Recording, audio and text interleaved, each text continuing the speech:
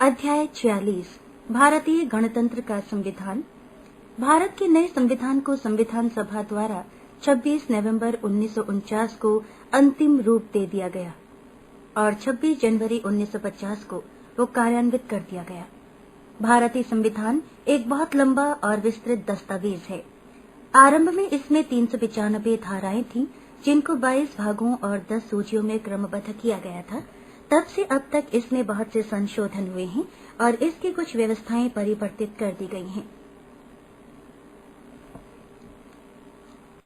उद्देशिका संविधान की प्रस्तावना इस प्रकार है।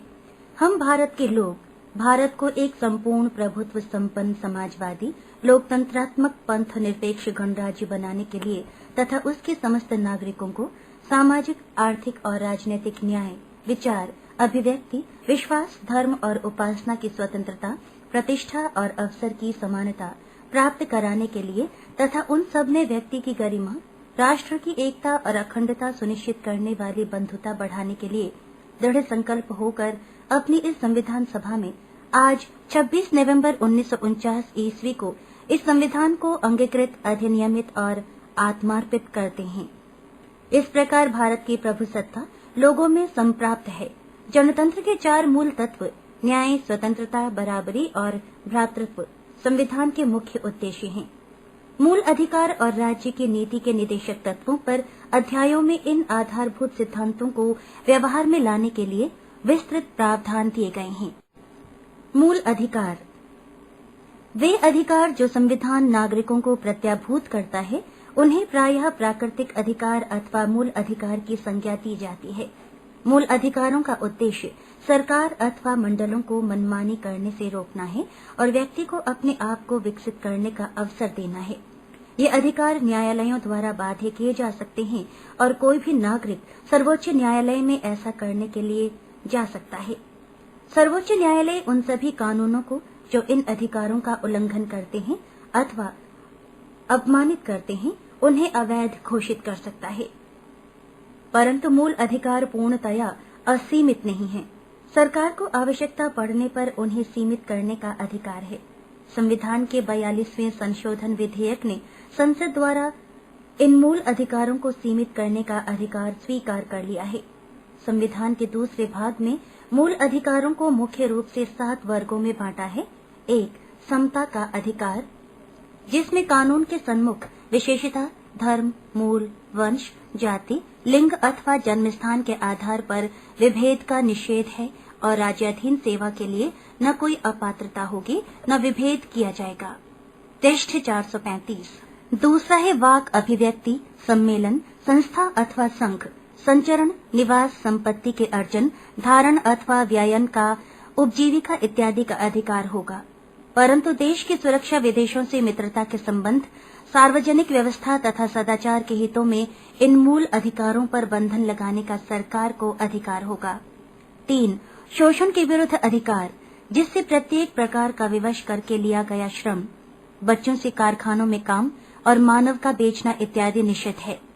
4. धर्म को अबाध मानने, आचरण और प्रचार की स्वतंत्रता है। 5. अल्पसंख्यकों को अपनी संस्कृति बनाए रखने के लिए अपनी भाषा, लिपि, शिक्षा प्राप्त करने और अपनी इच्छा अनुसार शिक्षा संस्थान स्थापित करने तथा उनका प्रबंध करने का अधिकार है। 6. ऊपर दिए मूल अधिकारों को लागू कराने के लिए संवैधानिक उपचारों का भी अधिकार है। 7. हाल ही में 6 से 14 वर्ष तक के सभी बालकों को निःशुल्क तथा अनिवार्य शिक्षा प्राप्त करने का अधिकार दिया गया है। इसके अतिरिक्त धारा 31A, B और C के अधीन संपत्ति के अर्जन आदि के लिए कुछ व्यावृत्तियां निश्चित की गई हैं। मूल कर्तव्य 1976 में पारित संविधान के 42वें संशोधन के अनुसार भारतीय नागरिकों के कुछ मूल कर्तव्य भी स्वीकृत कर लिए गए हैं। इसके अनुसार प्रत्येक नागरिक का कर्तव्य है: 1. वो संविधान के अनुकूल काम करे तथा इसके आदर्शों, संस्थाओं, राष्ट्रीय झंडे तथा राष्ट्रीय गान का मान करे। 2. जिन आदर्शों ने हमारे स्वतंत्रता संग्राम को प्रेरित किया है, उनकी पोषण तथा पालना करे। 3. भारत को प्रभुसत्ता, एकता तथा अखंडता का समर्थन करे। 4. आवश्यकता होने पर देश की रक्षा के लिए राष्ट्रीय सेवा करे। 5. भारत के सभी वासियों के बीच भ्रातृभाव तथा अनुरूपता को बढ़ाए। 6. हमारी मिश्रित संस्कृति की संपन्न विरासत को समझे तथा उसकी रक्षा करे। 7. प्राकृतिक पर्यावरण की रक्षा तथा सुधार करे। 8. वैज्ञानिक प्रकृति, मानववाद, अन्वेषण तथा सुधार की भावना को विकसित करे। 9. सार्वजनिक संपत्ति की रक्षा करे तथा हिंसा को त्याग दे। 10.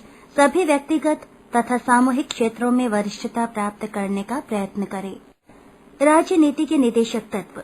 मूल अधिकार तो न्यायालयों द्वारा बाध्य किए जा सकते हैं। धारा 37 के अनुसार राज्य सरकारों को विधि बनाते समय इन उद्देश्यों को अपने सम्मुख रखना होगा।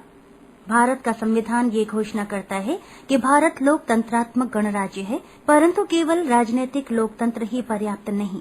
जब तक इसके साथ साथ सामाजिक और आर्थिक लोकतंत्र न हो। इन सिद्धांतों में ये स्पष्ट किया गया है कि राज्य ऐसी सामाजिक व्यवस्था की जिसमें सामाजिक, आर्थिक और राजनीतिक न्याय राष्ट्रीय जीवन की सभी संस्थाओं को अनुप्राणित करे, भरसक कार्य साधक रूप में स्थापना और संरक्षण करके लोक कल्याण की उन्नति का प्रयास करेगा।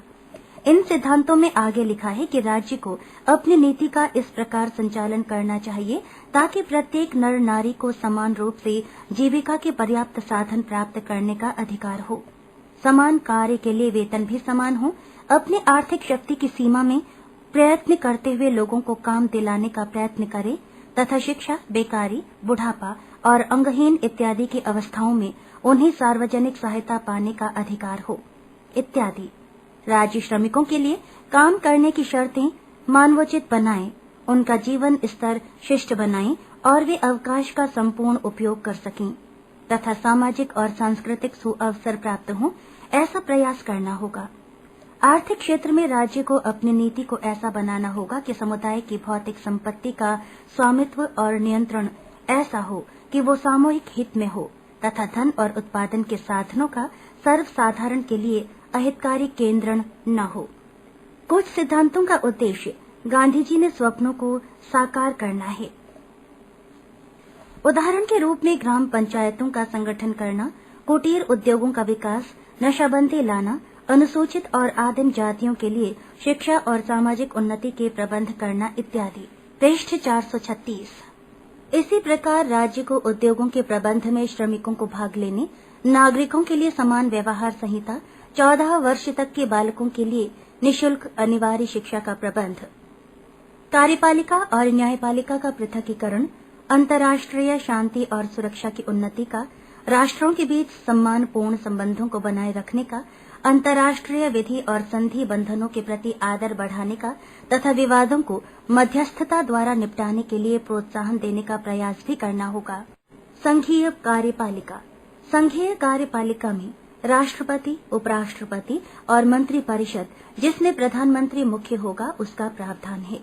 राष्ट्रपति का निर्वाचन एक निर्वाचक मंडल के सदस्य करते हैं, जिसमें संसद के दोनों सदनों के निर्वाचित सदस्य तथा राज्यों की विधानसभाओं के निर्वाचित सदस्य अनुपाती प्रतिनिधित्व एकल संक्रमणीय मत पद्धति द्वारा करते हैं। उसकी पदावधि 5 वर्ष है और वो पुनर्निर्वाचन का पात्र है। उसे भारत का नागरिक होना चाहिए, न्यूनतम आयु 35 वर्ष की हो और लोकसभा के लिए निर्वाचित होने की अर्हता रखता हो। उसे 3 किराया मुक्त राजकीय निवास स्थान, 50,000 रुपया मासिक वेतन और अन्य भत्ते मिलते हैं। संविधान का अतिक्रमण करने पर उस पर महाभियोग चलाया जा सकता है और धारा 61 में वर्णित प्रक्रिया के अनुसार उसे पदच्युत भी किया जा सकता है। राष्ट्रपति को राज्य के प्रमुख होने के नाते नियुक्तियां करने, संसद को बुलाने, सत्रावसान करने, संबोधन करने और संदेश भेजने तथा विघटन करने का अधिकार है। जब संसद की बैठक न चल रही हो तो उस समय वो अध्यादेश जारी कर सकता है। उसे धन विधेयकों को संसद में प्रस्तुत करने से पहले अपनी स्वीकृति और उन्हें सदन के सामने प्रस्तुत करने की अनुमति देनी होती है। उसे दंड को क्षमादान, प्रविलंबन, प्रस्थगन, परिहरण तथा कम करने का अधिकार है। संघ की कार्यपालिका शक्ति राष्ट्रपति में निहित है और वो सीधे अथवा अपनी सरकार के पदाधिकारियों द्वारा और संविधान के अनुसार उसका प्रयोग कर सकता है। उपराष्ट्रपति। उपराष्ट्रपति संसद के दोनों सदनों के सदस्यों द्वारा अनुपाती प्रतिनिधित्व और एकल संक्रमणीय मत पद्धति द्वारा चुना जाता है। उसे भारत का नागरिक, न्यूनतम 35 वर्ष की आयु का और राज्यसभा की सदस्यता के योग्य होना चाहिए। वो 5 वर्ष के लिए चुना जाता है।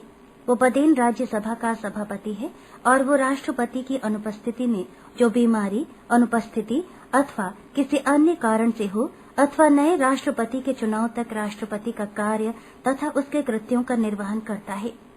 राष्ट्रपति को राज्यसभा के ऐसे प्रस्ताव द्वारा अपने पद से हटाया जा सकेगा जिसे सभा के तत्कालीन समस्त सदस्यों के बहुमत ने पारित किया हो तथा जिसे लोकसभा ने स्वीकृत किया हो, किंतु इस प्रस्ताव के लिए 14 दिन की पूर्व सूचना देना आवश्यक है।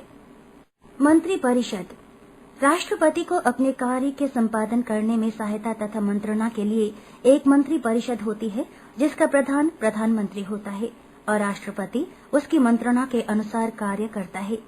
लोकसभा के बहुमत प्राप्त दल के नेता की नियुक्ति राष्ट्रपति द्वारा प्रधानमंत्री के रूप में की जाती है तथा अन्य मंत्रियों की नियुक्ति भी राष्ट्रपति प्रधानमंत्री की मंत्रणा पर ही करता है। मंत्रिपरिषद लोकसभा के प्रति सामूहिक रूप से उत्तरदायी है। प्रधानमंत्री का कर्तव्य है कि वो राष्ट्रपति को मंत्रिपरिषद और विधि संबंधी निर्णयों से अवगत कराए अथवा कोई भी जानकारी जो राष्ट्रपति चाहे उसे दे। संघीय संसद संघ के विधान मंडल को संसद कहा जाता है और उसमें राष्ट्रपति के अतिरिक्त 2 सदन हैं जिन्हें लोकसभा और राज्यसभा कहा जाता है। राज्यसभा में 250 से अधिक सदस्य नहीं होते, जिनमें 12 राष्ट्रपति द्वारा मनोनीत किए जा सकते हैं और शेष राज्यों की विधानसभाओं के चुने हुए सदस्यों द्वारा अनुपातीय प्रतिनिधित्व और एकल संक्रमणीय मत पद्धति द्वारा चुने जाते हैं। राज्यसभा एक स्थायी निकाय है जिसके 1/3 सदस्य प्रत्येक 2 वर्ष पश्चात अवकाश ग्रहण कर लेते हैं। राज्यों को दिए स्थानों का विवरण अनुसूची 4 में दिया गया है। संघीय प्रदेशों के प्रतिनिधि ऐसी पद्धति से चुने जाते हैं जो कि संसद विधि द्वारा निश्चित करती है। मनोनीत सदस्यों को साहित्य, विज्ञान तथा कला और सामाजिक सेवा के विषय में विशेष ज्ञान और व्यावहारिक अनुभव होना चाहिए। पृष्ठ 437। लोकसभा संविधान के 1987 के संशोधन के अनुसार लोकसभा में राज्यों के प्रादेशिक निर्वाचन क्षेत्रों से अधिक 530 सदस्य और संघीय राज्य क्षेत्रों से अधिक 20 सदस्य होते हैं। प्रत्येक राज्य के लिए लोकसभा में स्थानों की बांट इस प्रकार है कि स्थानों और जनसंख्या का अनुपात सभी राज्यों के लिए यथासाध्य एक जैसा होता है। 2000 तक की राष्ट्रपति को 2 एंग्लो इंडियन सदस्यों को मनोनीत करने का अधिकार भी है। यदि सदन को पहले ही भंग न कर दिया जाए तो सदन की अवधि 5 वर्ष है। संसद की शक्तियां और कर्तव्य। संसद का मुख्य कर्तव्य देश के लिए कानून बनाना है और सरकार चलाने के लिए वित्त उपलब्ध कराना है। सभी कानून दोनों सदनों द्वारा पारित होने आवश्यक हैं। वित्त विधेयक की राष्ट्रपति को अनुमति से केवल लोकसभा में ही प्रस्तुत किया जा सकता है। मंत्रिपरिषद सामूहिक रूप से लोकसभा के प्रति उत्तरदायी है और वो ही उनकी वेतन और भत्ते निर्धारित करती है और उन्हें अविश्वास द्वारा अथवा बजट पारित न करके त्यागपत्र देने पर बाध्य कर सकती है। संविधान के संशोधन और मूल अधिकारों के परिवर्तन इत्यादि का अधिकार संसद के पास ही है। संसद राष्ट्रपति पर महाभियोग भी चला सकती है और उच्चतम और उच्च न्यायालयों में न्यायाधीशों को अथवा मुख्य चुनाव आयुक्त, लेखा नियंत्रण और महालेखा परीक्षक इत्यादि को संविधान में दी हुई निर्धारित पद्धति के अनुसार हटाए जाने की मांग कर सकती है। संसद अपने कार्य में सहायता हेतु समितियां भी नियुक्त कर सकती है। ये 3 प्रकार की होती हैं। एक वे जो सदन के संगठन और शक्तियों से संबंध रखती हैं, एक वे जो सदन की विधि संबंधी कार्य में सहायता करती हैं और एक वे जो वित्तीय मामलों से संबंध रखती हैं। भारत का उच्चतम न्यायालय। देश का सबसे बड़ा न्यायालय उच्चतम न्यायालय है। इसमें एक मुख्य न्यायाधीश और अधिक से अधिक 25 न्यायाधीश होते हैं। इन सबको राष्ट्रपति नियुक्त करता है। ये सब 65 वर्ष की आयु तक कार्य कर सकते हैं। उच्चतम न्यायालय के न्यायाधीशों के वेतन संविधान में द्वितीय अनुसूची में दिए गए हैं।